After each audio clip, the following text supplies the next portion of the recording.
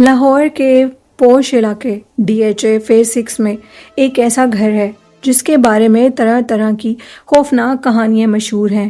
یہ کہانی ایک ایسے خاندان کی ہے جو چند سال قبل اس گھر میں منتقل ہوئے اور پھر ان پر کیا بیتی، اسی کے متعلق ایک خوفناک کہانی آج آپ کے ساتھ شیئر کروں گی۔ احمد صاحب اور ان کی اہلیہ سائرہ اور ان کے 2 بچے فاطمہ اور علی بہت خوش تھے جب انہوں نے یہ وسیع اور خوبصورت گھر کرائے پہ لیا۔ گھر کی بناوٹ شاندار تھی، بڑے لان اور کئی کمرے تھے، لیکن ایک عجیب سی بے چینی گھر میں قدم رکھتے ہی محسوس ہوتی تھی۔ پڑوسیوں نے اشارہ دینے کی کوشش بھی کی، لیکن ہم نے ان کی کسی بات کو نہ سنا۔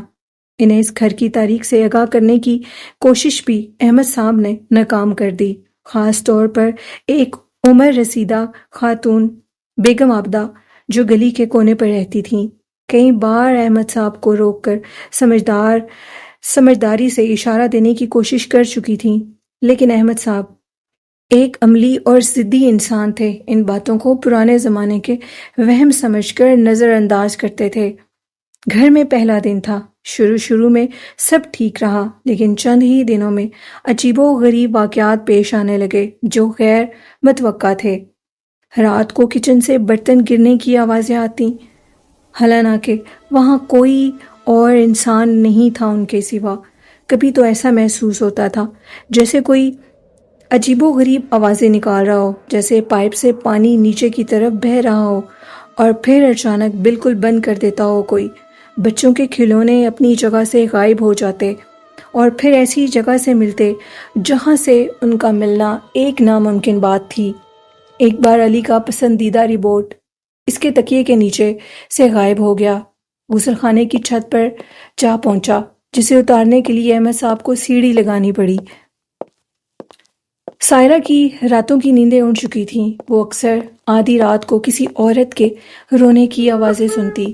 آوازیں اتنی واضح تھی کہ جیسے کوئی ان کے بالکل قریب رو رہا ہو۔ یہ رونا کبھی دھیرے دھیرے سسکیوں میں بدل جاتا تو کبھی دل چیر دینے والی چیخوں میں بدل جاتا۔ ایک رات تو حد ہی ہو گئی۔ سائرہ بیگم کا کہنا تھا کہ رات کے ٹائم میں نے حال میں کسی کے گھومنے اور سیڑھیوں سے چڑھنے اور اترنے کی بھی آوازیں سنی ہیں۔ ان کو دیکھنے کے لیے جب میں ان کے پیچھے گئی تو وہاں کوئی نہیں تھا۔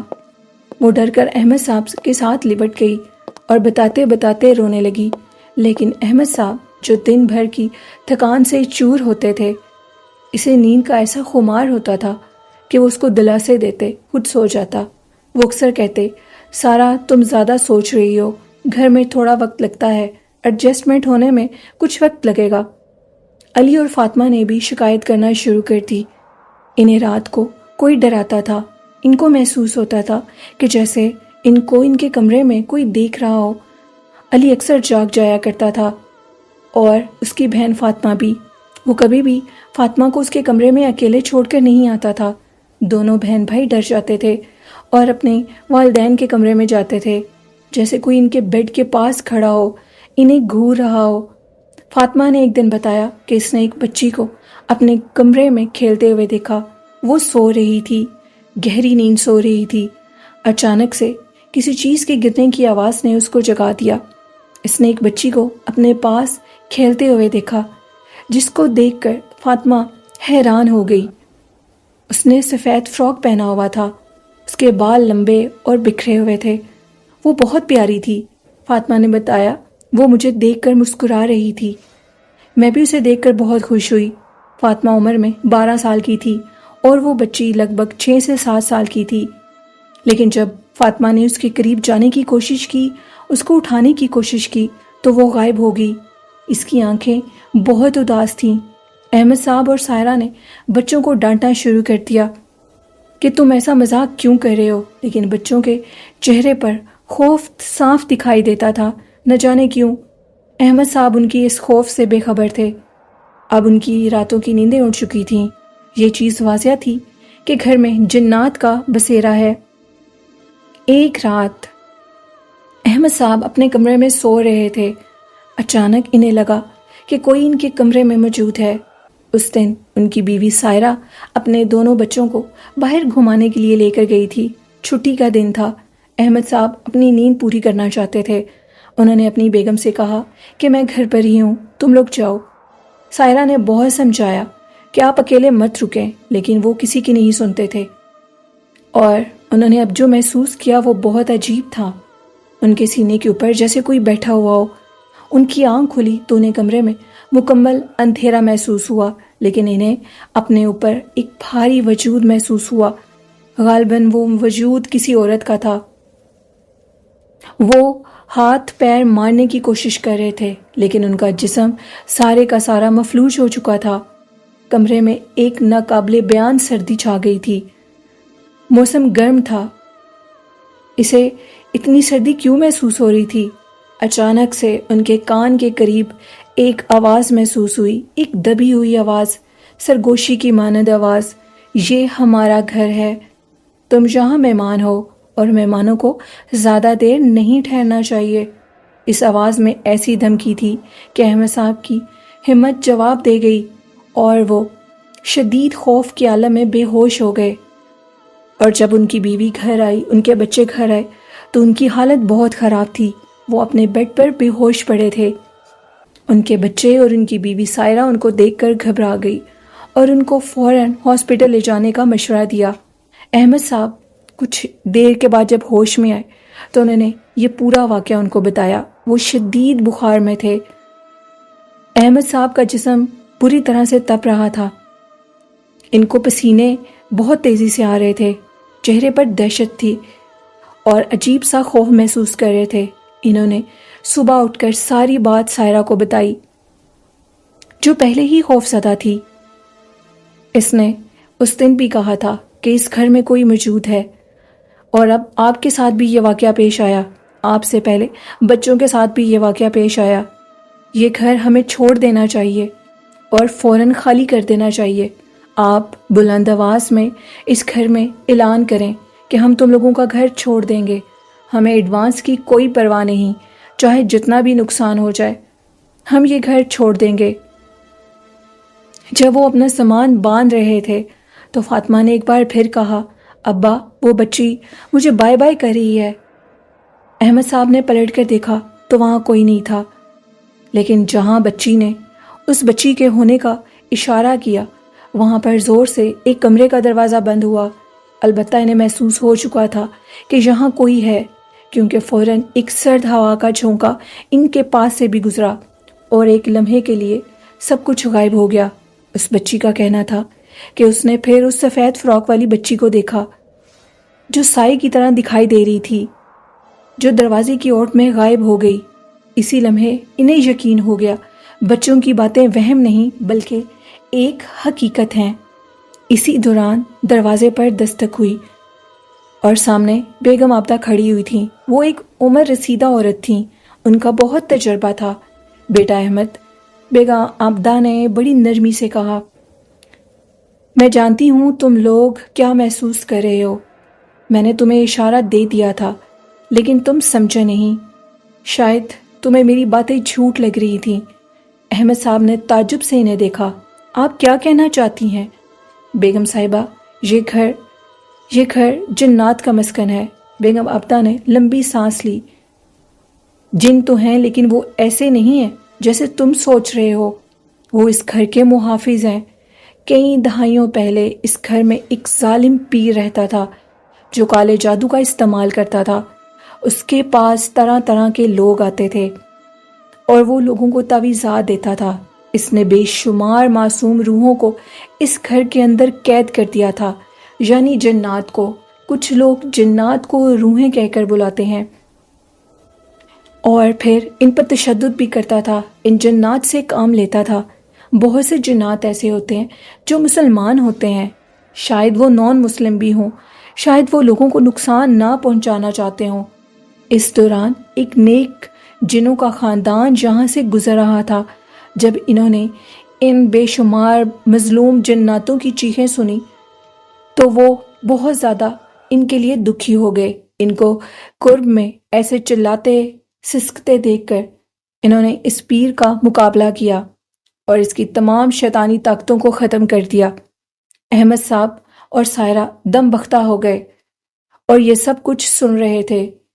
ان کی سانس ایسے تھی کہ جیسے ابھی رک جائے گی۔ بیگم آبدہ نے اپنی بات جاری رکھی، وہ جو سفید فراق والی بچی ہے وہ اس جن خاندان کی چھوٹی بیٹی ہے۔ اس نے ان تمام روحوں کو آزاد کروایا تھا جو اس پیر نے قید کر رکھی تھیں۔ یہ جنات اس گھر کو اس کالے جادو کی باقیات سے پاک رکھنا چاہتے ہیں، اس بات کو یقینی بنانا چاہتے ہیں کہ کوئی بھی برا انسان دوبارہ یہاں آ کر کوئی شیطانی کام نہ کر سکے۔ جب بھی کوئی یہاں منتقل ہوتا ہے وہ اپنی موجودگی کا احساس دلاتے ہیں، اور اسی طرح انہوں نے تم لوگوں کو بھی اپنی موجودگی کا احساس دلایا۔ جب بھی کوئی یہاں منتقل ہوتا ہے تو ایک دفعہ ان کو ان جنات کا سامنا کرنا پڑتا ہے۔ وہ اپنی موجودگی کا احساس بار بار دلاتے ہیں تاکہ لوگ وہاں سے چلے جائیں، کیونکہ یہ گھر ابھی بھی مکمل طور پر پاک نہیں ہوا۔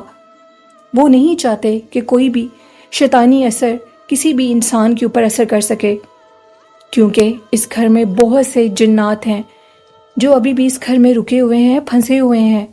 وہ شیطانی پیر تو اپنے انجام تک پہنچ گیا، لیکن اس نے جو روحیں قید کی تھیں شاید غالباً وہ ابھی بھی ادھر ہی ہیں۔ سائرہ اور احمد واقعہ پورا خاموشی سے سن رہے تھے۔ اس کے بعد سائرہ نے ان تمام باتوں کی حامی بھر لی اور کہا کہ آپ بالکل سچ کہہ رہی ہیں، ایسا سب کچھ ہو چکا ہے، یہ سب حقیقت ہے۔ میرے شوہر احمد صاحب ان باتوں سے انکار کرتے تھے، وہ بچوں کو اور مجھے یہ کہہ کر ٹال دیتے تھے کہ یہ سب کچھ تم لوگوں کا وہم ہے، لیکن ایک دن ان کے ساتھ بھی واقعہ پیش آیا۔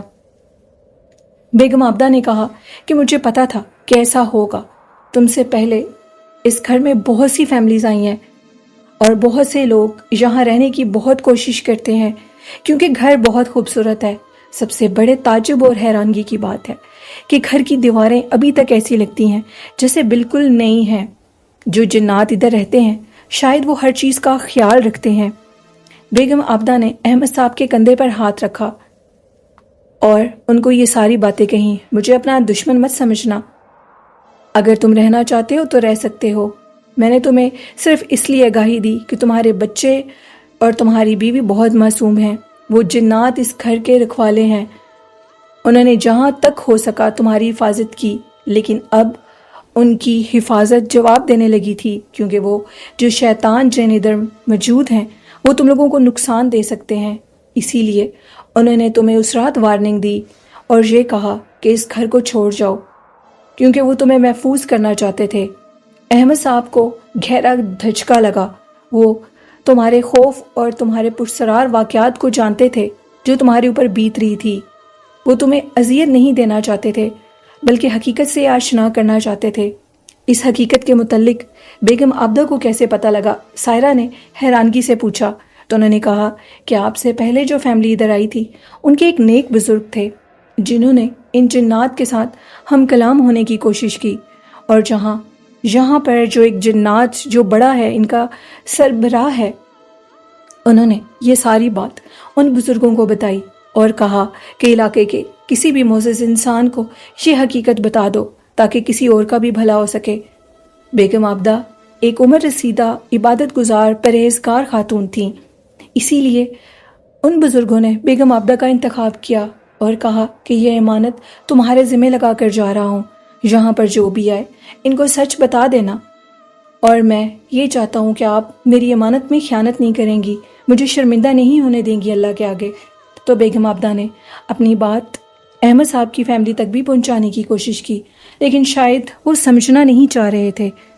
احمد صاحب اور سائرہ نے کہا کہ ہمیں پتہ ہی نہیں لگا، ہم نے جلدی میں اتنا بڑا فیصلہ کیسے کر لیا، ایسے گھر کو کیسے لے لیا جس کی خوبصورتی کو دیکھ کر ہم پاگل ہو گئے تھے، اور ہم اپنے فیصلے پر شرمندہ ہیں۔ ہم ان محافظوں کو نقصان نہیں دینا چاہتے اور ان کے گھر کو خالی کر دینا چاہتے ہیں۔ آج بھی وہ گھر ویران پڑا ہے، لیکن اب اس کے بارے میں کہانیاں مختلف ہو چکی ہیں۔ کچھ لوگ اب بھی اسے خوفناک سمجھتے ہیں، لیکن بیگم آبدہ جیسے چند لوگ اس کی اصل حقیقت جانتے ہیں۔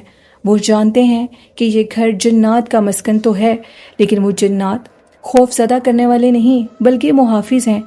رات کو وہاں سے آنے والی آوازیں اب بھی سنائی دیتی ہیں، لیکن اب وہ خوف کے بجائے پہرے داری کا احساس دلاتی ہیں۔ یہ گھر آج بھی لاہور کے پرسرار ترین مقام پر موجود ہے، جو کہ ایک ایسی حقیقت اپنے اندر چھپائے بیٹھا ہے جسے بہت کم لوگ جانتے ہیں۔ تو یہ کہانی تھی احمد صاحب اور ان کی فیملی کی۔ آپ کو یہ سٹوری کیسی لگی؟ کمنٹ میں اپنی رائے ضرور دیجیے گا۔